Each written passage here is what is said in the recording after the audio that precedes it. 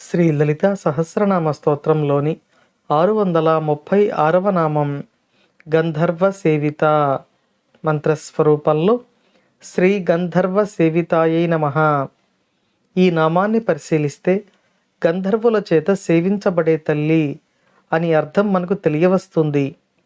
ఇక ఇంతకుముందు నామంలో అమ్మవారిని పర్వతరాజు అయిన హిమవంతుని పుత్రికగా గౌరీదేవిగా మనం తెలియచేసుకున్నాం. గౌరీదేవి ఓంకార స్వరూపిణి అని, శబ్దస్వరూపిణి అని, పరబ్రహ్మము యొక్క శబ్దస్వరూపము అని ఇంతకు ముందు నామాలలో మనం తెలియచేసుకున్నాం.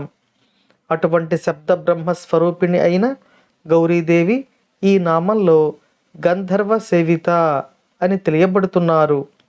శబ్ద బ్రహ్మస్వరూపిణికి ఈ గంధర్వ సేవిత నామానికి ఉన్న సంబంధాన్ని ఈ నామంలో తెలుసుకునే ప్రయత్నం చేద్దాం. ఇక ఈ నామంలో గాంధర్వము అంటే గానం చేయబడినది అని అర్థం.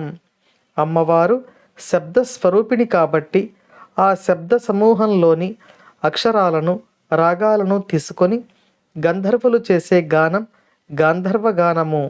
అటువంటి గాంధర్వ గానము చేత సేవించబడే తల్లి గంధర్వ సేవిత అని ఈ నామంలో వసిన్యాది వాగ్దేవతలు మనకు తెలియచేస్తున్నారు.